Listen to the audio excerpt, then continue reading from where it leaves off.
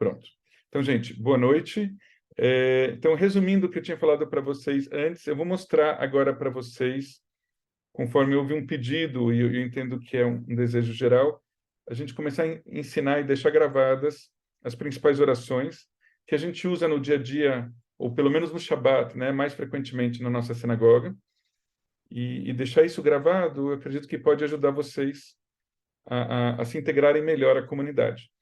Então, e aí eu estava explicando, e agora falo para todo mundo, gravando, que eu fiz já a gravação e depois eu vou disponibilizar para vocês, mas para aqueles que não sabem ler em hebraico, dá para acompanhar pela transliteração, mas digamos que a transliteração precisa de uma boa revisão.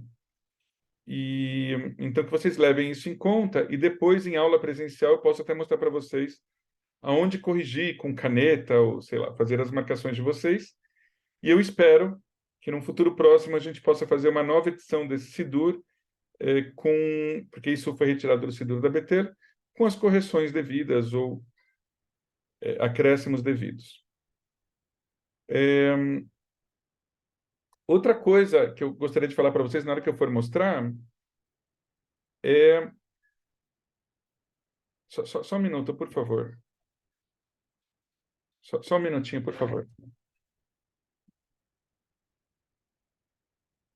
Oi, eu vou pedir mais uma vez. Eu estou em aula. Por favor. Tá bom? Por favor.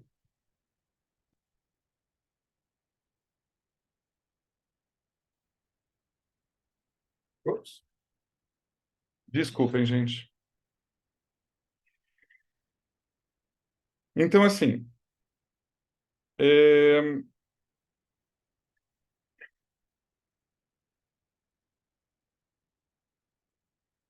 não, que realmente... já pus aqui para voltar a gravar. Então, bom, então a gente vai fazer essas correções provavelmente no futuro. E aí, quando eu for mostrar para vocês o Kiddush, vocês vão ver que está escrito no começo, assim, talvez apareça no vídeo, ou no material que eu mandei para vocês. Olha, aqui começamos quando rezamos em casa. E aí, depois, na página seguinte, vem, aqui começamos quando rezamos na sinagoga. Não é assim. Não é assim. Isso deve ter sido... talvez a pessoa que tenha feito esse texto tenha tirado isso de algum outro livro, de uma prática de alguma outra comunidade. Mas normalmente o Kiddush é o Kiddush inteiro, seja feito ele em casa ou na sinagoga. Tá? Então ignorem esses textos em português, essas instruções, elas devem ser alguma prática particular de algum lugar, mas não é a prática mais usual. Tá bom? Então era basicamente isso. Eu até posso dizer assim que em algumas sinagogas reformistas, talvez até das reformistas mais clássicas, ou seja, que tinham serviços ou que têm um serviço bem mais curto do que muitas sinagogas reformistas, inclusive atuais, e que reduziram muito o serviço religioso, talvez nessas sinagogas se faça só a segunda parte do Kiddush na sinagoga para ser uma coisa mais curta. E é uma prática que também em algum momento a gente pode ter, mas não é uma coisa obrigatória, como deixa transparecer no texto. Certo? Então, bom, vamos dar uma olhada. Deixa eu ver por onde que eu parto. Acho que eu vou até mostrar isso para vocês primeiro, do que eu estou falando.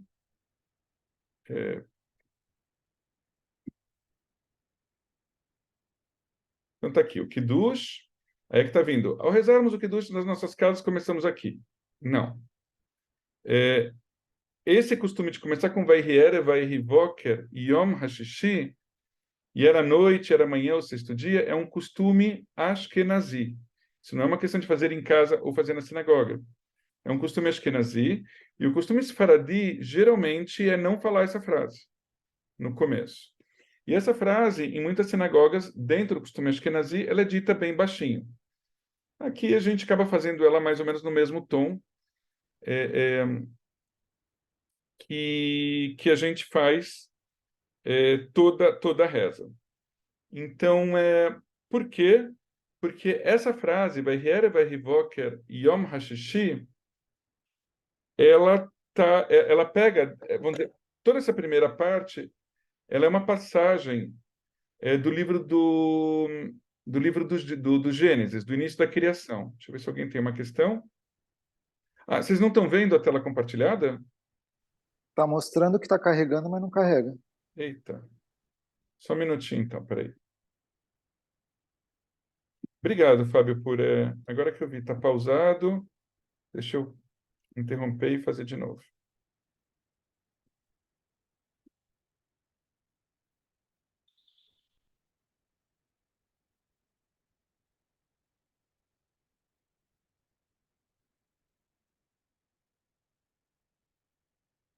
Por que que aparece isso?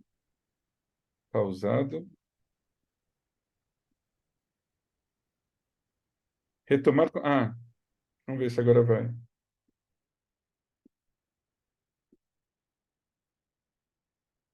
Gente, estou apanhando hoje da tecnologia. Peraí, só um minutinho.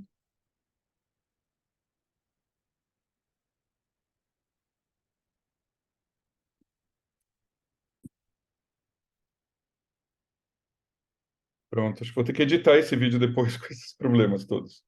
Mas vamos lá. Então, o Kiddush. Vou voltar aqui, tá? Depois, se for o caso, eu realmente dou uma editada e depois passo para vocês. Então, vamos lá. Kiddush. O Kiddush, aqui não é que a gente reza essa parte em casa e não na sinagoga.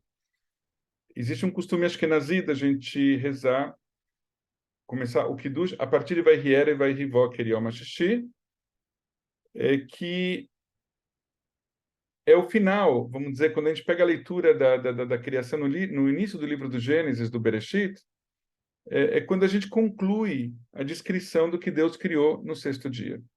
E aí você fecha o sexto dia e vai para o Shabat. Vai Hulu Hashamayim ve'aretz ve'chol tzvam. E haviam sido terminados os céus e a terra e tudo que havia sido criado. Enfim, aí a gente entra para o sétimo dia. E então essa é uma passagem retirada da Torá que virou a oração do Kiddush, vamos dizer assim, né? E aí quando a gente termina esse primeiro parágrafo, a gente vem para a bênção do vinho. Aqui a gente segura a taça de vinho. Quando aqui vem escrito, ao rezarmos o Kiddush na sinagoga, começamos aqui? Não. Podemos começar aqui, em algumas sinagogas se começa, mas na grande maioria a gente já começou lá em cima. E geralmente nas comunidades sefaradis começa aqui em Vaychulu Shamayim, e nas Ashkenazis muitas vezes começa em Vayhiere, Vayhivoker e Yom HaShishi. Tudo bem, gente? Mas a gente vai seguindo isso. Chegamos aqui, aí tem uma palavra em hebraico que não está na transliteração, que provavelmente numa versão nova vai estar. Existe uma prática antes de você começar, antes de você fazer a brachá nesse momento sobre o vinho, você meio que, vamos dizer, você pede permissão à comunidade para seguir com a tua oração. Então, tradicionalmente se fala Savri Maranan, tipo, com a permissão dos senhores. Agora, numa comunidade liberal como a nossa, eu rezo um pouco diferente, como em alguns outros lugares, nós falamos Savri Haverai ve Haverotai, ou seria com a permissão dos meus amigos e das minhas amigas, né? Ou seja, das pessoas que estão aqui presentes, homens e mulheres. Certo? E aí eu entro, geralmente se fala Savri, Haverim ve Haverot, ou Savri, Haverai ve Haverotai, né? Amigos e amigas, ou meus amigos e minhas amigas. E aí as pessoas costumam falar Lechaim, né? E aí você fala Baruch atah Adonai, aí vem a brachá.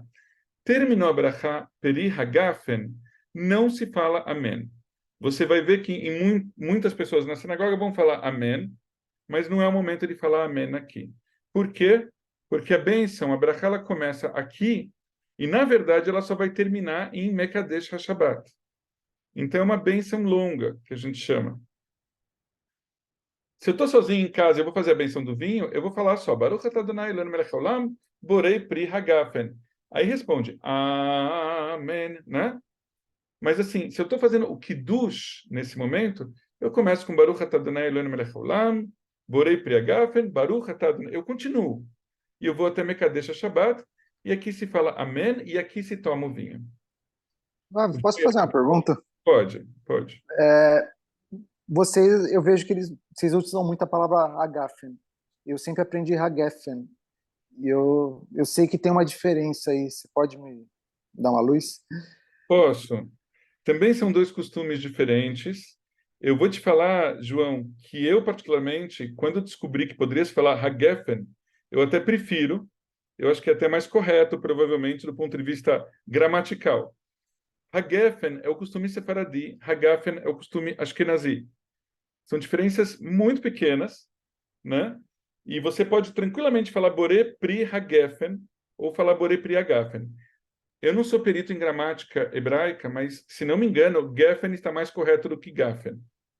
Tá, não tem um motivo, então, é costume. Não, não. Tem alguns lugares que tem pequenas diferenças, que vão ser diferenças da pronúncia ou do costume Ashkenazi para o costume Sefaradi, e são diferenças mínimas. Fala, Letícia. Eu tô com um Sidur Paradia aqui na minha mão e tá escrito Hagefen, só para falar isso. Agora, eu não entendi quando que toma o vinho. É depois da bênção Boré Pri Hagefen ou é depois da bênção inteira quando fala o amém lá no final? Depois da benção inteira. Depois que você fala Mekadesh HaShabbat, aí você toma o vinho. Tá? Isso quando a gente está fazendo esse Kiddush maior, completo. Agora, vamos dizer que você está na sua mesa de Shabbat, na sua casa, com a tua família. E aí vocês resolvem que vocês não vão fazer o Kiddush inteiro. Você faz uma bênção sobre o vinho, você faz uma bênção depois sobre a Halá, e aí vocês vão comer. Então você faz Baruch atah Adonai Eloheinu melech haolam, borei pri hagefen, ou borei pri hagafen. Aí as pessoas falam Amém, e você toma o vinho. Ou suco de uva. Pode ser suco de uva também. Você não pode falar Borei Pri Hagefen ou Borei Pri Hagafen e tomar um suco de laranja ou uma vodka ou uma água. Porque você está agradecendo a Deus pelo fruto da vinha. Então você tem que tomar algo que seja do fruto da vinha. Né? Tá bom? Agora, quando a gente está no Kiddush, ela vai Borei Pri Hagafen e a bênção, ela continua, porque ela vamos dizer, uma bênção que você está fazendo sobre o vinho na noite de Shabbat, especialmente para esse momento. Então, ela tem uma continuidade e você fala só no final. Não é a única situação que isso acontece. Depois a gente vai ver, não necessariamente no nosso curso, mas em outros momentos, nas orações matutinas, por exemplo, tem alguns lugares que tem uma bênção, vamos dizer, as duas primeiras linhas de uma oração, você começa com Baruch atah Adonai, e aí termina a frase, mas essa bênção ela continua. Ela seria em hebraico uma bracha aruká, uma bênção longa. Então ela começa, que tem esse fechamento, Baruch atah Adonai alguma coisa, ela segue e vai Baruch atah Adonai outra coisa, e aí ela termina. Ou você tem uma bênção curta, que só vai ter lá duas linhas. Tá bom? Mas não vamos entrar em todos esses detalhes agora, só assim, em termos práticos do Shabat, é todo o parágrafo. Tudo bem, Letícia? Aqui? Legal. Eu não trouxe para cá, mas assim, qual que é a prática? A gente faz o Kiddush, Shabbat, que vai até aqui essa parte, Mekadesh Shabbat, relacionado aqui ao vinho. Depois tem o costume de se fazer uma oração, uma brachá al netilat yadayim, uma bênção. Acho que a gente fez isso até na sinagoga. A gente fez isso, acho que numa aula. A bênção sobre a lavagem das mãos. E aí se lavam as mãos e depois a gente faz uma brachá, a motzi lechem min haaretz, uma brachá sobre o pão. E aí você pode comer toda a comida. Por que eu faço uma bênção sobre o pão e eu posso comer qualquer outra coisa depois? Parece que assim, que antigamente o pão tinha uma representatividade muito maior e quando você faz uma bênção sobre o pão, você automaticamente está dizendo que você está fazendo uma bênção sobre toda a refeição. Que a refeição começaria com pão, muitas vezes você tem, até na tradição italiana tem isso, né? Muitas vezes tem o pão como o prato, né? Como a base onde você coloca sopa ou outras coisas, você come com o pão. Então, o pão é muito a base e a representatividade de toda a refeição. Tá bom? Então, dito isso e dito os problemas aqui, olha, por exemplo, aqui, olha. Vocês estão vendo que está escrito aqui, Kihum Yom Tehila. Aqui não é Kihum, é Kihu. É H-U. Esse M não existe. Porque eu estou dizendo, porque ele... Não, porque... que o Yom Tehila Lemikrai Kodesh, porque este é o dia... tipo, é como se fosse o dia inicial de todas as convocações sagradas, de todos os dias de convocação sagrada. Está dizendo que o Shabat está sendo colocado aqui junto dos outros feriados festivos, Pesach, Shavuot, Sukkot, etc. E se diz o quê? Ele é o primeiro de todos, ou seja, ele é o mais importante. Né? A gente já falou outras vezes que o Shabat é mais importante até do que o Yom Kippur. Aqui na própria oração vem isso. E também não sei, Letícia, dá uma olhada no teu Sidur, já que você está vendo, se essa frase, se ela está assim, Kihu Yom Tehila, se não me engano, não. Se não me engano, está Na escrito só... verdade, eu não achei essa segunda bênção grandona aqui. Não tem, tem outra bênção. Isso daí não tem. Tá, então, depois, numa próxima aula, você me mostra. Está na parte do Beleza. começo de Shabbat? Da noite de Shabbat? Acho que sim. Acho que sim. Depois eu levo e te mostro. Depois você me mostra. Então, gente, eu Beleza. vou... Tem mais alguma pergunta sobre isso, né? Eu vou passar para o vídeo, então. Posso passar? Para a gente poder escutar. Deixa eu localizá-lo.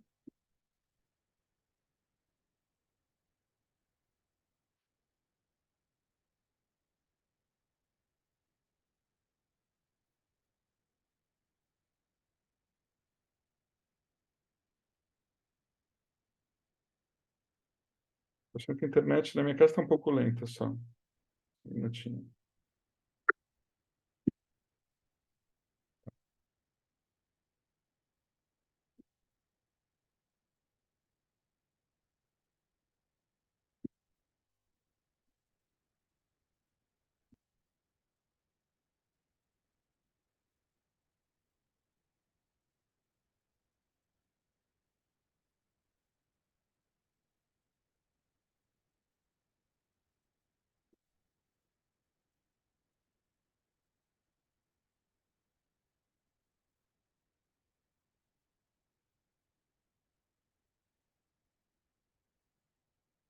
Estou abrindo.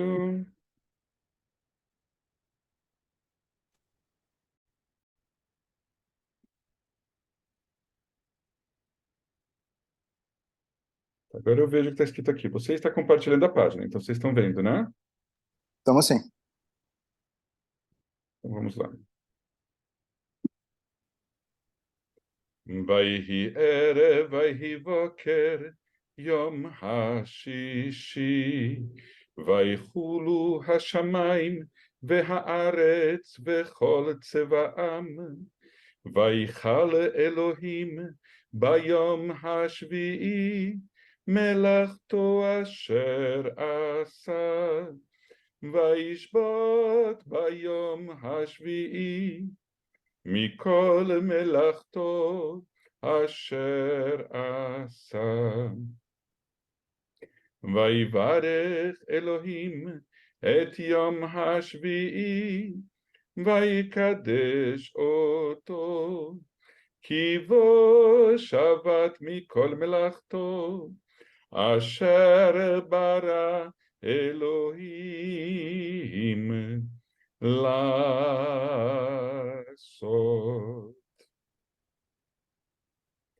ברוך אתה אדוני אלוהינו מלך העולם בורא פרי הגפן. ברוך אתה אדוני אלוהינו מלך העולם בורא פרי הגפן. ברוך אתה אדוני אלוהינו מלך העולם אשר קידשנו במצוותיו ורצבנו, ושבת קודשו באהבה וברצון, הנחילנו זיכרון למעשה וראשית. כי הוא יום תחילה למקראי קודש, זכר ליציאת מצרים. כי בנו בחרת, ואותנו קידשת, מכל העמים, בשבת קודשך, באהבה וברצון, הנחלתנו. ברוך אתה אדוני, מקדש השבת.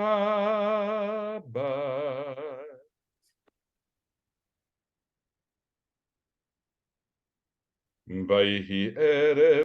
Opa! Vocês me escutam falando agora? Sim, Sim, dá para ouvir. Tá. Então, só para a gente poder ver aqui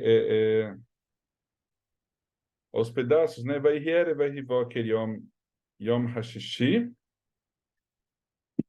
Vayhi boker yom hashishi. Vaychulu hashamayim. Então, aqui, esse parágrafo, como eu falei, né? Geralmente, na tradução sefaradista, começa a partir daqui, acho que o de cima, mas, gente, são regras bem fluidas, tá? Acho que a gente não precisa seguir isso. Ai, se eu sou Ashkenazi, eu preciso fazer tal coisa, ou sefaradi, ou... Enfim, não é o caso. Mas só para a gente ver agora o sentido. Veichulu, Hashamayim, Ve'aretz, Vechol Tzva'am. E estavam terminados os céus e a terra, e literalmente seriam e todos os seus exércitos, mas aqui a gente poderia interpretar como querendo dizer e tudo que Deus criou, né, para entre os céus e a terra. Vaichal Elohim bayom hashvi'i melachto asher asah. Deus, não é que ele terminou o seu trabalho, porque aqui está dizendo assim, Vaichal Elohim bayom hashvi'i. Se eu fosse traduzir literalmente, eu estaria dizendo, e Deus terminou no sétimo dia toda a obra que fizera. Deus não terminou no sétimo dia, Deus terminou no sexto dia. Então, assim, o sétimo dia é o Shabat. Então, Deus já havia terminado no sétimo dia toda a obra, quer dizer, a obra que ele se propôs a fazer. Vaishbot bayom hashvi'i mikol melachto asher asah.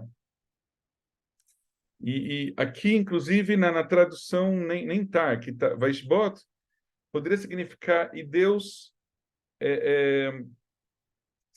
Deus descansou no sétimo dia de toda a obra que fizera. Aí algumas pessoas vão falar, bom, mas como assim? Deus descansar? Deus não se cansa, né? Deus é Deus. Essa é uma forma de falar Shabat. Deus parou. Deus é uma outra forma de dizer que Deus cessou o que ele estava fazendo, né? Para mim, esse é um momento de uma imagem que me parece bastante pertinente de imaginar que Deus dá uma parada, não porque ele esteja cansado, mas ele para no sétimo dia toda a obra que ele se propôs a fazer. Não necessariamente está descansando, mas ele parou. Vaivarer Elohim et yom hashvi'i. Então Deus abençoou o sétimo dia. Vai kadesh oto, e o santificou. Santificou, abençoou significa Deus viu com bons olhos, Deus bendisse, Deus admirou, né, de uma maneira positiva o sétimo dia, e o santificou significa e o separou dos outros dias da criação. Santificar na tradição judaica quer dizer basicamente isso. Não quer dizer que é mais puro necessariamente, mas quer dizer é algo separado, né, dos demais dias, algo que eu separo como algo que eu cuido com mais cuidado. Que vou Shavat mikol melachto, porque nesse dia Deus interrompeu toda a obra, toda a sua obra, Asher bara Elohim lasot, a obra que Deus criou e colocou para funcionar. Se a gente pudesse falar numa linguagem mais informal, que Asher Bara quer dizer que Deus criou, e Lassot quer dizer colocou em prática. Deus criou e colocou essas coisas todas em prática. Então aqui a gente faz essa citação todo Shabbat vamos dizer, do início do Gênesis, e na verdade é como se fosse do final do início do Gênesis, do final da criação. Né? A gente lembra esse momento. Deixa eu ver se eu vou um pouquinho mais para frente. E aí a gente vem para esse momento de santificar propriamente o Shabat. E talvez por aí a pessoa que preparou o material falou, o Kiddush começa aqui. Não, o Kiddush, propriamente, vamos dizer, esse movimento de eu santificar, de eu fazer uma oração, identificando o Shabat como um dia diferente dos outros, talvez ele comece aqui como uma bênção. Antes era uma citação, um texto bíblico. E aqui a gente começa, Borei Pri Hagafen. Aqui tem uma curiosidade que eu já queria contar para vocês, porque pode servir para outras orações. Essa oração a gente diz, Baruch atah Adonai, abençoado seja você, eterno, nosso Deus, Senhor do Universo. Já aqui tem um monte de coisa para falar. Eu vou falar meio rápido, mas acho que já dá para ter uma ideia do sentido. Nós nos referimos a Deus aqui em pelo menos 3 camadas de significado diferentes. E uma contém a outra. Baruch atah Adonai. A primeira, abençoado seja você, eterno. Nós nos colocamos numa relação com Deus pessoal. Eloheinu, nosso Deus, no sentido comunitário. Melech haolam, Deus como soberano do universo. Então são 3 camadas: a minha relação pessoal com Deus, a minha relação comunitária, a minha a ideia de que Deus, além dessas 2 outras relações, ele é Deus de todo o universo. Borei Pri Hagafen, criador do fruto da vinha, ou Borei Pri Hagafen. Mas tem outras orações que a gente conhece, outras bênçãos, na verdade, que tem uma oração no meio. Lembra que quando a gente começou fazendo a bênção antes dos estudos, a gente diz Asher kideshanu bemitzvotav vetzivanu, né? Eu faço Baruch atah Adonai, aí eu coloco uma outra frase no meio. Asher kideshanu bemitzvotav vetzivanu. Eu agradeço a você, eterno. Aí eu tirei esse Eloheinu melech haolam e eu coloco Asher Baruch atah Adonai. Não, eu tenho isso, desculpa. Baruch atah Adonai Eloheinu melech haolam. Asher kideshanu bemitzvotav vetzivanu significa por ter nos santificado com seus mandamentos, ou seja, agora Deus nos santifica, Deus nos coloca de alguma maneira à parte, né? Através do cumprimento das mitzvot, e entre essas mitzvot, vetzivanu, e ele nos ordenou, e aí vem alguma coisa. Por exemplo, nos ordenou la'asok bedivrei Torah, nos ordenou que nos envolvêssemos com o estudo da Torá. Vetzivanu leadlik ner shel Shabbat, nos ordenou acender as velas do Shabbat, e assim por diante. Então, por que essa do vinho não tem achar que deixar no bemitzvotav vetzivanu? E por que a da Halá não tem essa oração? E por que uma oração que fala de nos envolvermos com o estudo da Torá e de acendermos as velas do Shabbat tem essa oração? Alguém gostaria de arriscar? Tem alguma ideia? Entenderam o que eu estou falando? É porque essas são mitzvot de Rabanan, não são? Olha, quem que falou? Eu, João. João. Mitzvot de Rabanan, sim, mas isso não, assim, não é suficiente, né? Porque assim são mitzvot assim, deixa eu pensar, das velas sem dúvida que é de Rabanan, Lasok B'divrei Torah também. Você tem razão nesse ponto, mas a questão é outra, um pouquinho. Mas foi bom isso que você falou, ou seja, além das mitzvot que nos foram passadas por Deus e que estão no texto da Torá, tem outras mitzvot que foram derivadas daquelas primeiras pelos rabinos, né, que falaram, olha, a gente deduz que se deve fazer isso, e inclusive são tidas como mitzvot que vêm de Deus, né, mas não estão escritas na Torá, é uma tradição mais oral. Então você tem razão nesse sentido. Mas o que eu vejo como principal é o seguinte, aqui quando a gente está falando Baruch atah Adonai Eloheinu melech haolam, eu agradeço a Deus por Ele ser o criador do fruto da vinha, sem exigir uma ação da minha parte como ser humano. Quando eu falo Baruch atah Adonai Eloheinu melech haolam, amotzi lechem min haaretz, por Deus retirar o pão da terra, não é exatamente o pão, né? Quer dizer, mas os elementos da terra que permitem que a gente possa criar o nosso alimento, ou seja, que Deus retire o alimento da terra, nos externalize, né? Literalmente os alimentos da terra, a gente está agradecendo a Deus por algo que Ele está nos dando diretamente. E quando eu falo Asher Kedeshanu b'mitzvotav, eu agradeço a Deus por ter nos santificado com seus mandamentos e nos ordenado fazer alguma coisa. Então eu estou falando de alguma coisa que eu tenho que fazer. Então eu tenho que acender as velas de Shabbat, eu tenho que colocar talit, tefilin. Quando eu falo Asher Kedeshanu b'mitzvotav, eu estou dizendo das mitzvot que eu, como pessoa, devo cumprir. E quando não tem essa frase, a gente está agradecendo a Deus por algo que Ele nos deu. Tudo bem? Essa é a diferença básica. Ravi, Eu. desculpa, você pode escrever para mim a frase que sempre vai precisar ter quando é algo que a gente precisa fazer? Eu apertei alguma coisa. Eloheinu. Desculpe. Eu ia apertar e sair, apertei o botão aqui. Vou escrever e depois eu vou mostrar isso para vocês. Deixa eu ver aqui. Vai aparecer aqui a Brachá, Baruch atah Adonai, estou colocando os 3 pontos. Deixa eu ver aqui.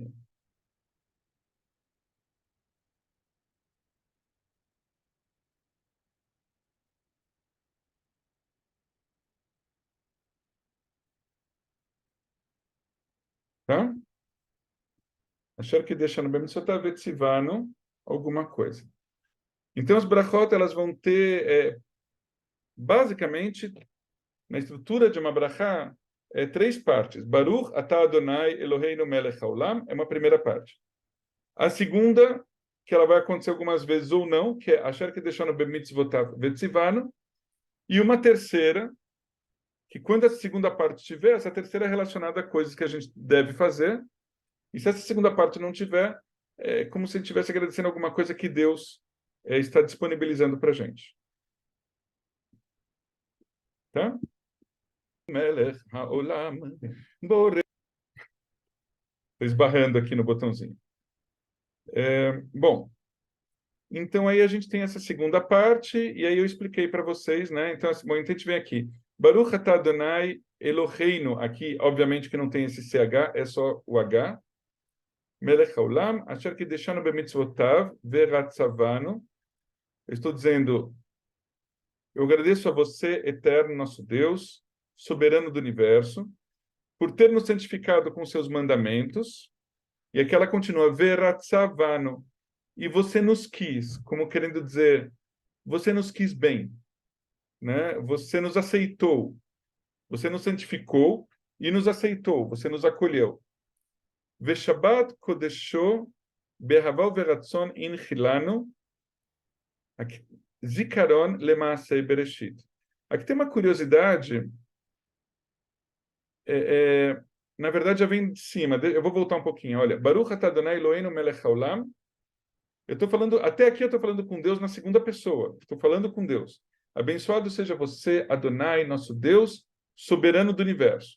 A partir daqui, por algum motivo que eu não saberia explicar para vocês diretamente, tem muitas teorias sobre o assunto, ou explicações, a gente passa para a terceira pessoa. É como se a gente virasse para um outro plano e a gente começa a falar não mais com Deus, mas de Deus. Certo? Então eu vou falar, por Deus ter nos santificado com os seus mandamentos, mas eu não estou falando com os teus mandamentos, Deus, eu não estou mais falando com Ele. Agora estamos falando entre nós, né? Por Ele ter nos santificado com os seus mandamentos e ter nos acolhido, nos querido bem. Veshabat kodesho, e o seu Shabat sagrado. Se eu estivesse falando com Deus, eu teria dito aqui, Veshabat Kodshecha, e o teu Shabat sagrado, mas eu estou falando o Shabat sagrado dele, tá certo? Be'ahavá, aqui não tem o C, é Be'ahavá, só Be'ehavá, Be'ahavá uveratzon in chilano. Então, e o seu Shabat sagrado, in chilano, quer dizer, Deus nos legou como herança. Be'ahavá uveratzon, com amor e com boa vontade, com amor e com acolhimento, com amor e de forma intencional, né? Zikaron lemase bereshit. Por que Deus nos legou o Shabat como uma herança em memória do ato da criação, que é o que a gente leu no primeiro parágrafo, né? Do final de todo o ato da criação. Até aqui tudo bem? Aí eu continuo. Kihu Yom Tchila Lemikrei Kodesh. Esse dia de Shabat, ele é o início, né? O primeiro de todas as datas, de todas as convocações sagradas, que são os outros feriados religiosos. Zecher Litziat Mitzrayim. Aqui a gente tem o segundo motivo do Shabat, em memória da saída do Egito. Então, olha que interessante, a gente tem aqui Zikaron Lemase Bereshit, ou Bereshit. Deus nos legou o Shabat em memória do ato da criação, e depois ele vai dizer que ele é o primeiro dia de todos, o mais importante, em memória da saída do Egito.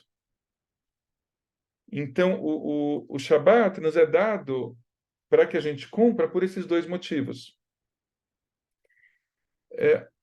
Vocês têm uma ideia de que em outro lugar onde esses dois motivos aparecem representados como motivos pelos quais a gente deve cumprir o Shabat? Aonde que eles aparecem?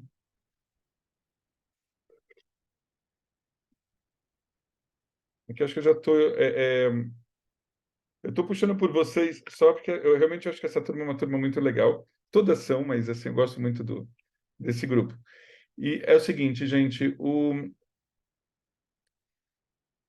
Shabat, ele aparece como um dos 10 mandamentos, né? Uma das 10 declarações. Quando a gente fala dos 10 mandamentos, tradicionalmente, na verdade, a expressão em hebraico são as 10 declarações, as 10 afirmações, não necessariamente mandamentos. E o quarto desses mandamentos, ou quarta dessas declarações, é o Shabat.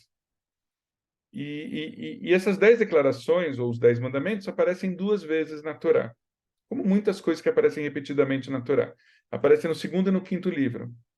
Em um deles, eu falo que você deve cumprir o Shabat em memória do ato da criação. E na outra versão vai aparecer, você deve cumprir o Shabat, ou lembrar-se do Shabat, em memória da saída do Egito.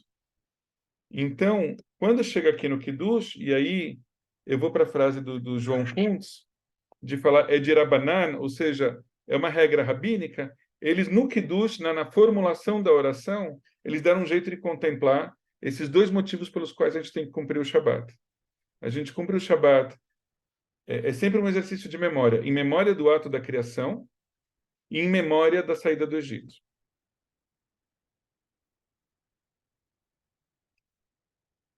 Tem um outro lugar onde isso aparece. Gente, eu não quero complicar a cabeça de vocês, é pelo contrário, é tentar trazer outras referências.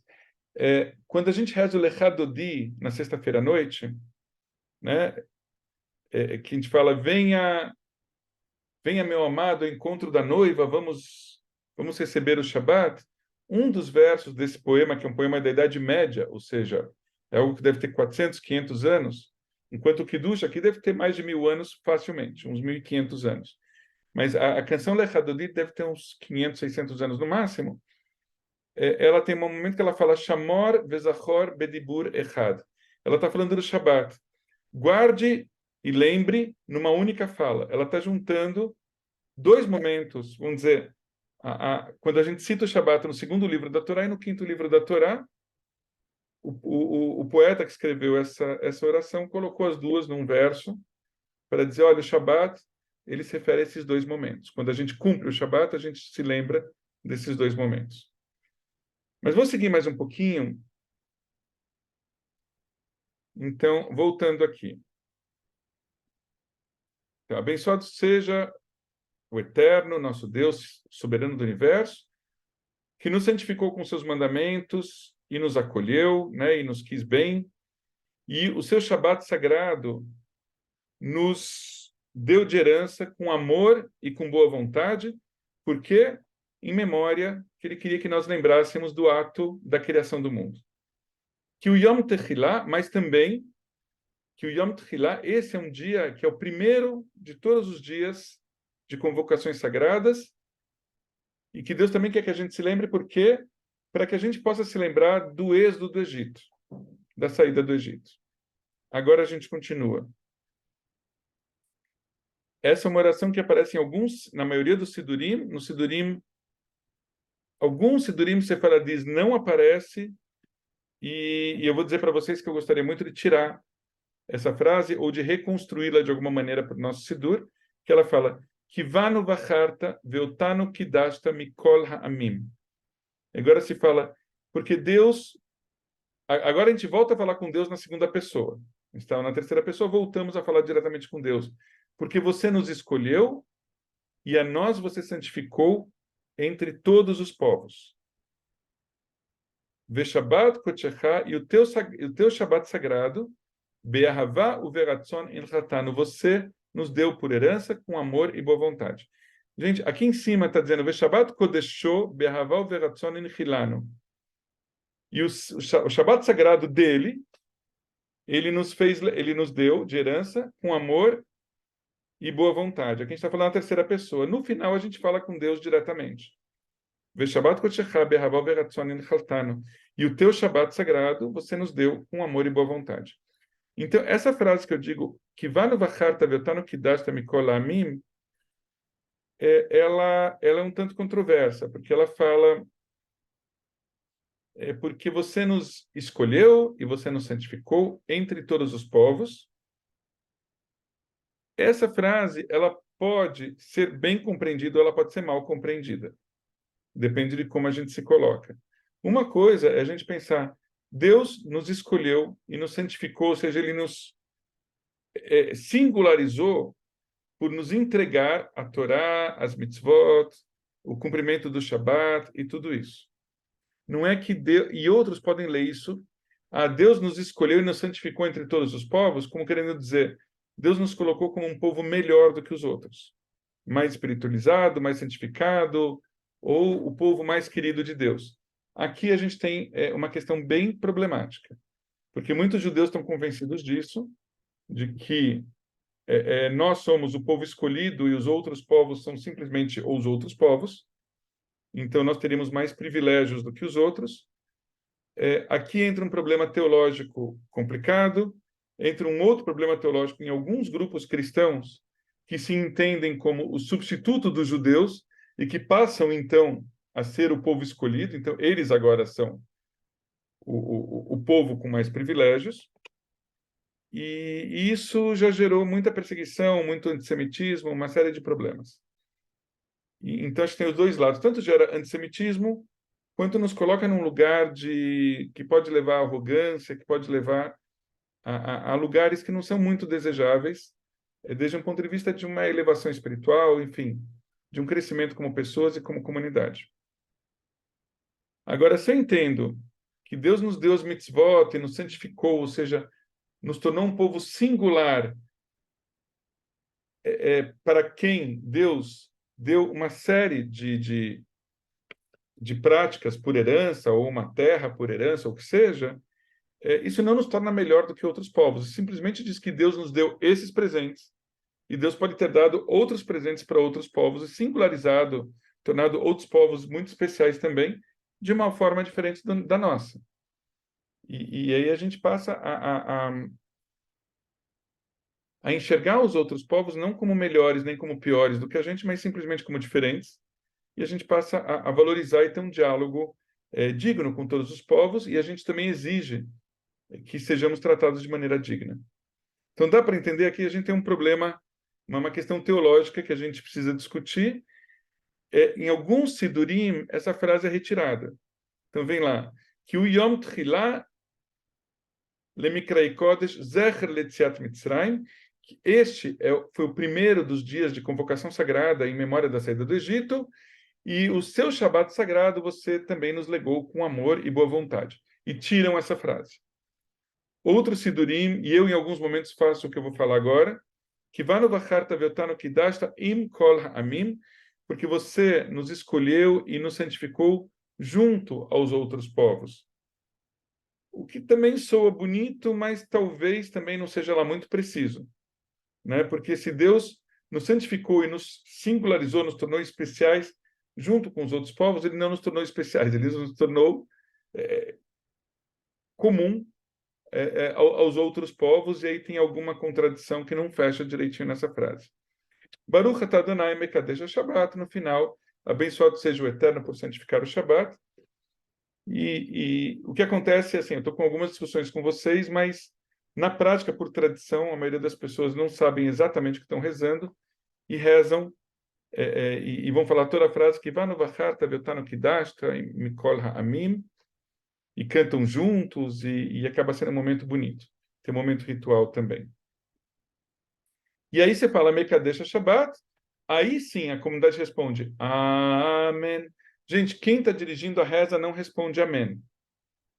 Às vezes vocês vão ver na BT, inclusive, às vezes na nossa própria equipe, a pessoa está falando Baruch atah Adonai Eloheinu melech haolam, parararara, amém. Está errado. Por quê? Porque uma oração ela é falada na forma de diálogo.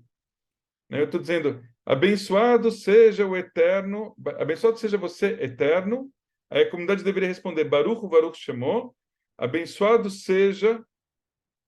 e bendito seja ele. Aí continua com o resto da frase, e aí termina, e a comunidade responde, Amém, como querendo dizer, eu assino embaixo do que você falou, né?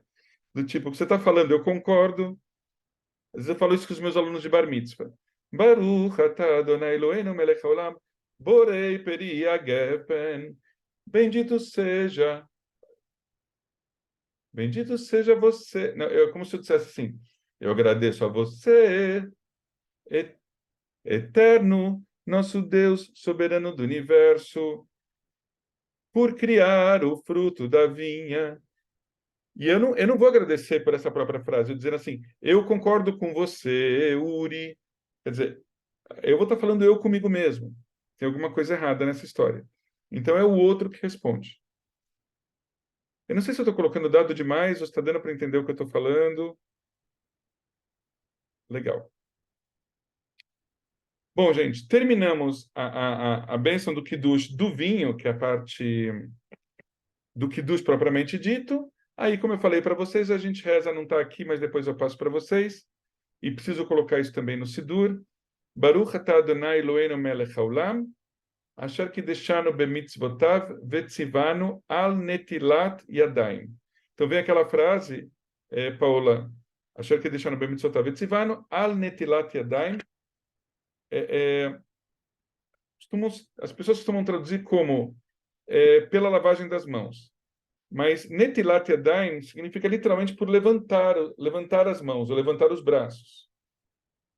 E como que a gente sabe que tem a ver com lavar as mãos? Porque o que se faz de forma ritual, o que se fazia antigamente, era pegar a discussão que a gente teve uma vez, né, com discussão no bom sentido, tá, João? Natlá ou natlan, e parece que os dois termos podem ser usados e tá tudo bem. É que nem a discussão de borei pri hagafen ou borei pri hagefen. Você levanta os braços, joga água numa mão, joga na outra e deixa a água escorrer por todo o antebraço, né? Por essa parte do braço. E por isso eu levanto o braço para deixar a água escorrer e lavar as mãos, para eu ter certeza que foi lavado. Essa oração ela é dita antes de eu comer o pão, o que faz todo sentido. Estamos lavando a mão antes de comer. Assim como a bênção das velas, a bênção de lavar as mãos, assim como as velas, eu primeiro acendo as velas e depois faço a brachá, que é uma exceção à regra, porque normalmente a gente faz a bênção primeiro e depois o ato relacionado à bênção. Por exemplo, eu faço a bênção do vinho e depois eu bebo vinho. Agora, eu faço a bênção do pão e depois eu como pão. Agora, no caso das velas de Shabat e no caso de lavar as mãos, é o contrário. Eu primeiro faço a ação propriamente dita, depois eu faço a bênção. Então, primeiro eu lavo as mãos e depois eu faço Baruch atah Adonai Eloheinu melech haolam, asher kideshanu b'mitzvotav etzivanu al netilat yadayim. Aí as pessoas respondem Amém. Uma pergunta que me vem agora é: e se eu estiver sozinho, quem responde Amém? Ninguém. Você faz a sua bênção e acabou. Não precisa ter alguém para responder. Tá certo? Eu não faço Baruch atah Adonai, Baruch Shemo Eloheinu melech haolam, asher kideshanu b'mitzvotav etzivanu al netilat yadayim. Amém. Não. Você só faz a bênção e não tem ninguém que responda. Depois dessa bênção sobre lavar as mãos, aí finalmente a gente faz a bênção sobre o pão. Baruch atah Adonai, Eloheinu melech haolam, hamotzi lechem min haaretz. Eu agradeço a Deus por retirar o alimento da terra. E aí, a partir daí, se responde, as pessoas respondem amém, você pode comer. E é comum depois as pessoas falarem beteavon. Beteavon quer dizer literalmente bom apetite, né? Ou literalmente quer dizer com apetite. Mas substitui o lugar de você falar, gente, bom apetite, beteavon. Teavon quer dizer apetite, literalmente. E a gente tem esse momento todo do Kiddush. Tudo bem aqui? Deixa eu voltar um pouquinho para... Vamos imaginar que a gente está em casa, tá bom? Não estamos na sinagoga. Então, aí você vai fazer o Kiddush em casa. O que eu disse hoje é o principal, né? Então, assim, a gente coloca na mesa, vamos dizer, o vinho, a halá. Ah, e se não tiver halá, não deu tempo de comprar? Gente, pode ser qualquer pão, tá bom? Halá, no final das contas, quer dizer pão. Pão em hebraico, na verdade, é lechem. Mas halá, basicamente, é um pão. E essa forma do pão trançado, da forma como a gente conhece hoje, se não me engano, não é algo muito antigo, não. É algo que vem lá do século XIX. E num certo formato, mais quadradinho e tal, como uma espécie de uma forma, é isso mesmo. Deve ter sido alguém nos Estados Unidos que passou a colocar em formas e passou a vender, e a coisa criou um certo formato, né? Então tem coisas que a gente acha que são muito antigas que não são. Tá? Mas virou tradição da gente ter o pão trançado com 2 tranças, com 3, com 5, enfim, da forma como for. Mas assim, básico, estamos em casa, não deu para ir para a sinagoga, acende-se as velas de Shabat, você faz a brachá das velas de Shabat. Normalmente você não vai colocar, você pode colocar na mesa de jantar? Pode. Mas normalmente a gente vai colocar as velas pode ser num buffet ou em uma mesinha, em algum lugar onde você não vai mexer depois, né? Ou que você não vai ficar deslocando. Já teve gente que me perguntou: eu posso acender no né? Deixar a vela na mesa de jantar e aí depois eu levo para a cozinha e deixo na cozinha para não ter chance de cair num tapete? Eu não vou dizer para vocês que não pode, mas não é a melhor prática das velas de Shabat. As velas de Shabat, a ideia é que a gente acenda e no lugar onde você acendeu, lá elas ficam.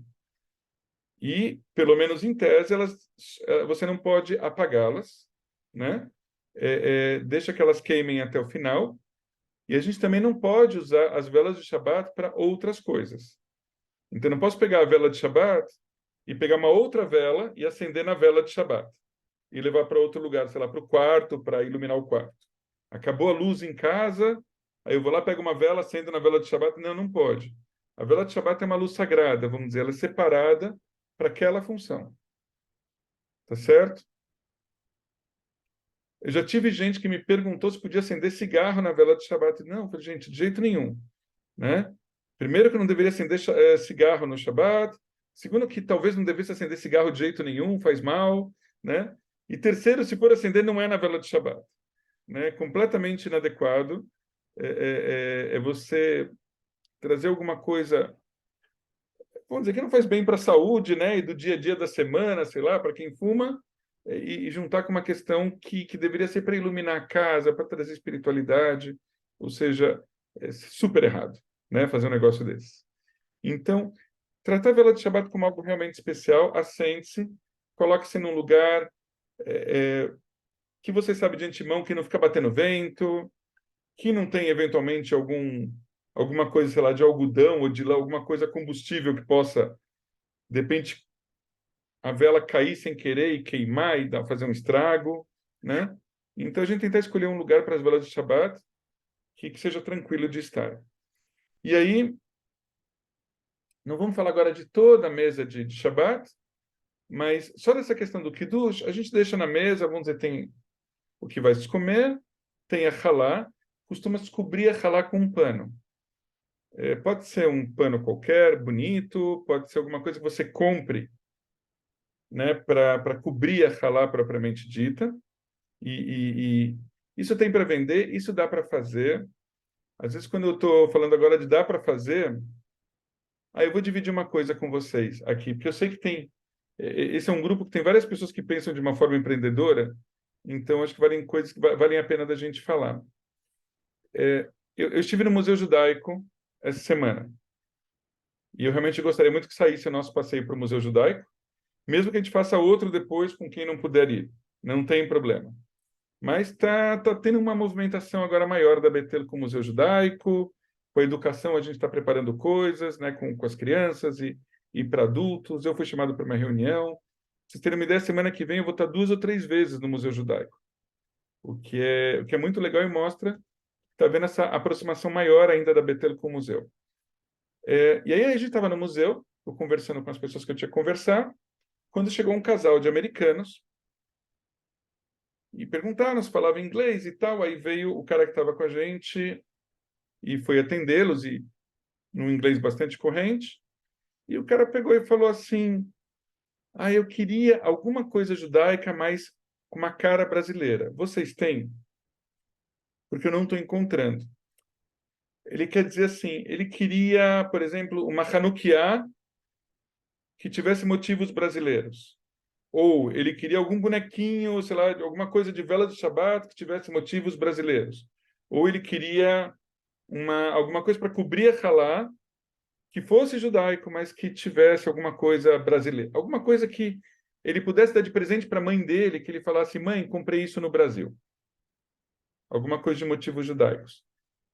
E assim, gente, quando ele perguntou isso, eu fui procurar no museu e a gente não encontrou uma coisa exatamente assim. Eu comentei com o pessoal do museu, que eu já tinha falado sobre isso com o pessoal de Recife, com o pessoal da Bahia, com o pessoal de vários lugares. Gente, a gente poderia produzir, por exemplo, uma cobertura, né, para, sei lá,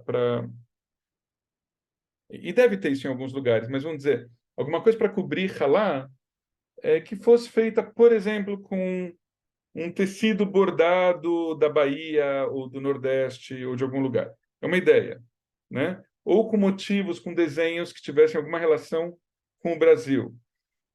Eu vi isso em Belo Horizonte, que chegaram a fazer, uma vez deram de bat mitzvah para as meninas, candelabros de vela de Shabbat, que estavam adornados com pedras mineiras. O mineiro tem uma coisa muito de muito orgulho de Minas, né? Assim como o gaúcho também tem uma coisa de muito orgulho de Porto Alegre ou do Rio Grande do Sul. Então, deram de presente para as meninas os candelabros com pedras mineiras. Então, você tem uma coisa judaica com uma cara brasileira. Então, isso é uma coisa legal de se pensar.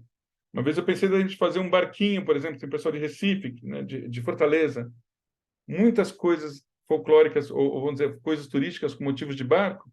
Por que não fazer um barquinho e uma Hanukkah, né, em cima de um barquinho? Então, ideias. Tá? Fechando isso, então a gente tem as velas de Shabbat, a gente tem esse Kisui Halá, Kisui é uma cobertura,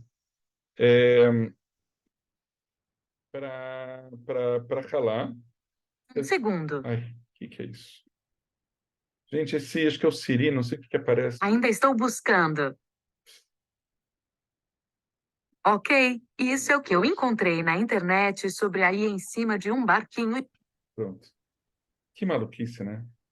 Tá Bom, sendo monitorado aí, Yuri. é,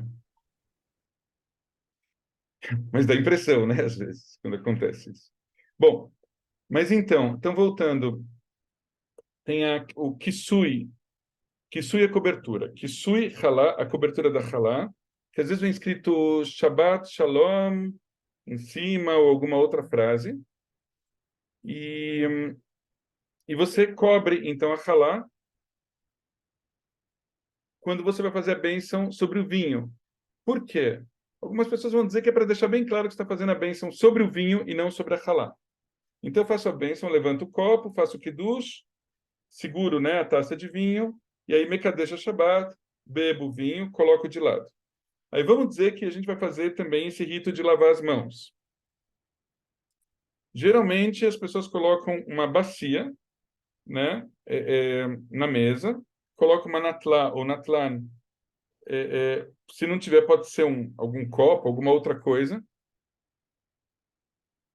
E faz, né? Joga com uma mão, joga com a outra, deixa a água cair sobre essa bacia e aí faz a bênção sobre lavar as mãos. Se não, também pode fazer essa bênção sobre lavar as mãos, se você tiver um lavabo, uma pia, tá tudo certo também. E aí se faz a bênção sobre a halá. No momento que você vai fazer a bênção sobre a halá, você descobre a halá e faz a bênção sobre a halá. Algumas pessoas têm o costume de colocar a mão sobre a halá, outras, um costume principal é de jogar sal sobre a halá. Uma das explicações é que as duas halot, as duas porções de halá, representam os sacrifícios que eram feitos na sexta-feira e no sábado, né? Vamos dizer, meio que ao mesmo tempo representando também o sacrifício do Shabat, mas que era feito na sexta-feira, então tinha duas porções. E aí, para os sacrifícios, era jogado sal, né? sobre a carne, enfim. Outros vão dizer que tem a ver com as duas manotas, as duas porções de alimentos que eram enviadas por Deus às sextas-feiras. Por isso a gente tem duas halotas na sexta e não uma. Deus enviava, na época do deserto, diz a tradição, diz a Torá, a comida suficiente que as pessoas precisavam comer. Todo dia tinha uma porção. Na sexta-feira, Deus mandava duas porções, que era uma para a sexta e outra para o sábado, porque no sábado ele não ia mandar porção nenhuma, porque é Shabat. Então, por isso temos duas halot, e talvez tenham outras explicações do porquê colocar sal. Né? Eu lembro uma vez do Hazan da Sip que falou, porque senão vai ficar muito sem graça o pão. Né? Ele fez uma brincadeira nesse sentido. Mas tem o costume de jogar sal, e aí a gente come e tem toda a refeição. Terminada a refeição, aí a gente pode aprender num outro momento, não hoje, a Birkat Hamazon, que é a bênção sobre a refeição. É uma bênção de gratidão pela refeição que nós acabamos de ter. Eu acho que eu já falei disso para vocês, não? Tinha a impressão que eu já tinha falado uma vez. Já Não? comentou em alguma aula. Eu devo ter comentado dando para em alguma aula. Eu posso trazer essa oração para vocês, ou na próxima aula. Eu tenho medo de ir deixando o Hanukkah muito para frente, mas eu acho que ainda dá para mais uma aula a gente ter, e aí poder fechar essa questão do Kiddush. Né? Porque a gente tem o Kiddush, tem a refeição, e aí a gente tem vamos dizer, um conjunto de 3 a 4 bênçãos sobre a refeição, que é a Birkat Hamazon. Deixa eu escrever, antes que alguém peça para escrever, eu já vou escrever. Então, assim, brincando, tá, gente? Podem pedir sempre, não tem problema. Birkat Hamazon significa bênção sobre o alimento. Que, na verdade, não é uma só, mas são várias. E essa vai ser legal, porque, na verdade, o Birkat Hamazon, a rigor, ele deveria ser feito ao final de todas as refeições principais. Não ao final de toda a refeição. Não é que assim, eu vou comer sei lá, uma pipoca depois do jogo, né, durante o jogo, do Brasil e aí eu vou fazer o Birkat Hamazon porque eu comi alguma coisa. Não. Nós estamos falando das refeições principais, pode ser o café da manhã, o almoço, a janta, né? É nessas situações. Diga, Lilian. Porque tá bênção sobre o alimento, mas seria uma bênção após a refeição, pelo alimento que já foi. É que sobre a impressão que eu tenho é assim, igual nós fazemos com a halá, sobre. É só Não, a palavra que me deixou confusa. Então seria uma bênção após a refeição, para agradecer o alimento, é por mais agradecer ou pelo menos alimento isso. que nós já comemos. Sim, Isso. tá. Obrigada. No início, eu agradeço a Deus por me dar o alimento. Aí a gente come, depois a gente agradece de novo, porque agora estamos satisfeitos, né? Então eu agradeço por ter tido essa oportunidade. Então é bem bacana a gente poder pensar sobre essas questões, porque assim um problema que algumas pessoas veem, né? O cara fala, eu sou um judeu, eu sou liberal, ou eu não sou praticante, né? Pô, cada coisa que a gente faz precisa fazer uma bênção, uma bênção, Tipo, se você faz isso de uma forma meramente ritual, sem ter muita ideia do que você está fazendo, realmente vira algo burocrático e algo talvez até desnecessário, né? Simplesmente eu não sento, como e pronto. Agora, se a gente for pensar em várias tradições, não só religiosas, mas algumas espiritualistas e outras, têm sempre essa ideia de eu ter consciência sobre aquilo que eu estou fazendo, né? De eu tentar trazer à consciência o que eu estou fazendo. Então, quando eu paro antes de sair comendo e faço uma bênção, agradecendo a Deus pelo alimento que eu estou tendo a oportunidade de ter, e aí eu tenho a refeição, e aí, ao invés de eu levantar e sair correndo da mesa, eu parar de novo e eu poder agradecer por aquilo que eu tenho, isso traz uma consciência para a gente, principalmente com a prática, né? Uma consciência muito especial, assim, realmente de gratidão, né? Enfim, acho que eu não preciso explicar muito para vocês daquilo que eu estou falando. É um movimento, vamos dizer, é uma prática judaica que traz a gente para aquilo que o ano passado, retrasado, eu escutava mais, estava mais na moda, né? O termo de mindfulness, né? Da gente ter uma consciência plena daquilo que eu estou fazendo, e que às vezes soa como uma tradição budista, mas a tradição judaica, quando a gente faz brachot, e a gente para fazer antes, para fazer depois, é uma forma da gente trazer a consciência, a nossa conexão com o passado, o agradecimento a Deus por ele. Tem uma parte da oração que a gente fala, Ve'achalta, ve'savarta, uve'erachta, et Adonai Elohecha, al haaretz hatová asher natan lach. Quer dizer, eu estou dizendo, Ve'achalta, eu comi, quer dizer, você comeu, você se saciou, então agradeça a Deus pela terra que ele te deu. Né? É isso que está dizendo a oração. Do tipo, não veio do nada isso que você está comendo. Né? Existe todo um processo. Aí a gente pode pensar, teve gente que trabalhou nisso. Teve gente que colheu essa comida, teve gente que preparou, teve gente que trouxe até a tua casa, teve gente que te vendeu, teve que embrulhou. Quer dizer, tem todo um trabalho que para isso chegar em você não caiu do céu, né? Então vale a pena a gente pensar, ou muitas vezes quando a gente está envolvido nesses trabalhos. Então, Lilian, quer dizer, você tem essa experiência. Eu sei que a Paula e a Júlia também têm, né? Às vezes ela prepara, embrulha, faz, não sei o quê. E aí não necessariamente as pessoas têm noção de todo o trabalho que está envolvido naquilo.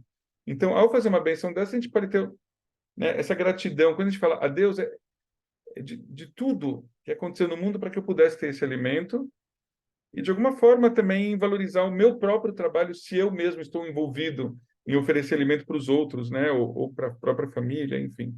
Dá para a gente pensar em muitas coisas. E quando a gente não faz essas coisas, a gente não pensa em nada disso, né? Então, eu acho que quando a gente fala, às vezes, num judaísmo mais espiritualizado, eu penso um pouco disso sem necessariamente perder o rito. Agora, quando fica uma coisa só religiosa e perde essa espiritualidade, é quando isso vira uma coisa automática que eu nem sei. Eu estou fazendo só porque é uma obrigação, eu tenho que fazer. Então, acho que é interessante trazer esse parênteses, né?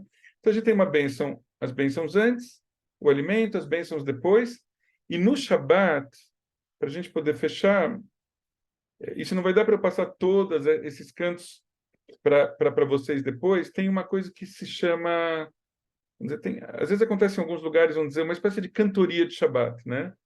Então você tem canções de Shabat que são cantadas na mesa. Tudo isso faria parte da etiqueta do Shabat. Você tem essas entradas, aí o Kiddush, o jantar, as bênçãos de gratidão. Terminou essas bênçãos de gratidão pelo alimento, tem um momento de puro prazer, que seria cantar músicas de Shabat. E tem músicas muito alegres, se bate na mesa, se canta, todo mundo canta junto. Aqui eu não vejo muita gente fazer isso. Eu mesmo conheço algumas, mas não conheço todas. E a gente pode acrescentar músicas hoje mais populares ou tal, mas aqui estaria um trabalho interessante de ser feito, né, de se preparar essas músicas e ensinar isso para as pessoas e fazer uma pesquisa que músicas podem ser cantadas no final de um Shabat. E terminou essa parte dessa cantoria, vamos dizer assim, aí é o momento de se despedir, né? Que vamos dizer, se você tem convidados em casa, esse é o momento de as pessoas em Israel, inclusive, isso faz parte da própria etiqueta do Shabat. Você não terminou essa parte dessa cantoria, as pessoas se levantam e começam a se despedir. Olha, foi muito bom, obrigado, Shabbat Shalom, e já vão pegando suas coisas e vão embora, né? Não tem muito da prática brasileira, ou nem nada da prática brasileira, a gente fala, não, fica mais um pouco, né? Essa é a hora de ir embora, do tipo, teve um início, teve um meio, teve um fim, agradeça e saia, né? Vamos dizer, essa é a prática em Israel, é muito comum, tanto famílias mais religiosas, menos religiosas, essa é uma prática muito comum. E assim a gente teve uma noite de Shabbat, que inclusive, eu vou dizer para vocês, pela experiência que eu tenho com esse momento, a experiência que eu tive em Israel e da saudade de falar disso, porque eu tive mais essa experiência em Israel e muito pouco aqui, quem sabe em algum momento a gente começa a fazer isso uma vez por mês, uma vez a cada 2 meses, em grupo, né? Torna realmente esse momento um momento muito legal e muito gostoso, porque ele não se torna cansativo. Não fica, a coisa não vai se estendendo ao ponto de você estar lá caindo de sono e ficar pensando, caramba, mas essas pessoas não vão embora, né? Por mais legais que as pessoas sejam, porque às vezes tem isso, as pessoas vão se estendendo, se entusiasmam, e às vezes os donos da casa estão lá e falam, puxa vida, mas por uma questão brasileira a gente fala, ai, não vou embora, né? Então, bom, gente, acho que é o que eu tinha para falar hoje. Eu tinha uma ideia de poder falar sobre Hanukkah, mas desconfiei que não falaria. E eu quis entrar nesse tema, né? Teve um pedido da Adla, né, da gente poder trazer o Kiddush. Eu vou depois disponibilizar para vocês o vídeo que eu fiz, que a gente passou aqui em aula. E não sei se tem mais alguma pergunta agora, mais Oi, alguma... eu Fala, tenho João. uma. Que você estava falando a respeito da Halá, da representatividade das tranças e também o que ela faria a analogia dos altos e baixos, né? Por isso que ela tem essas ondulações, né? Olha, isso pode ser uma explicação, pode Uma ser... explicação, né? Foi uma das coisas que eu tenho, mas não necessariamente isso é verdade. Isso que eu queria questionar. Não, são interpretações. Isso está me dizendo, ele faz... Talvez seja uma interpretação que faça mais sentido para Halá de Rosh Hashanah. Uhum, Ela é redonda, ela é doce. Também ela é trançada, mas simplesmente na hora de moldar, você molda ela de uma forma redonda, né? E tem sim. várias formas. A gente fez um workshop de halá uma ou duas vezes já na Betel, ou mais vezes. Eu lembro. Foi com o Lanza, não foi? Acho que foi com o Lanza. Isso eu ainda não estava, né? Com lança deve ter sido há bastante tempo. A gente teve agora para as crianças uma que se Uhum, fez a halá, várias formas redondas. Você pode pegar a massa e simplesmente enrolar assim, ou você pode trançar em quatro e depois.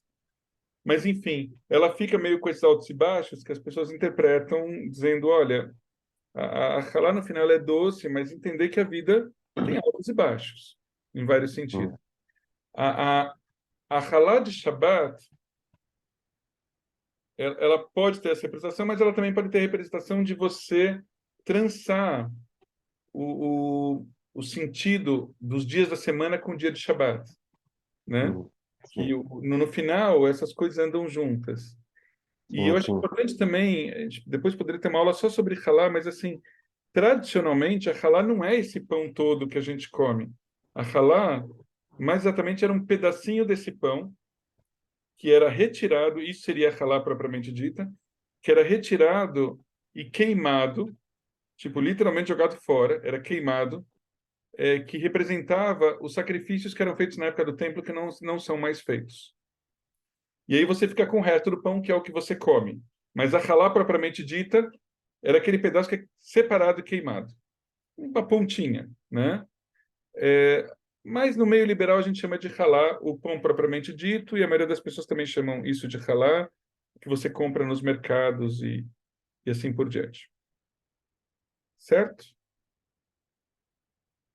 Beleza. Então, mais alguém tem alguma questão nessa parte do Kiddush? Então é isso. Depois eu gostaria até de conversar. Eu só vou parar aqui a gravação, vou me despedir, né, de quem está acompanhando, depois só vou comentar uma outra coisa. Mas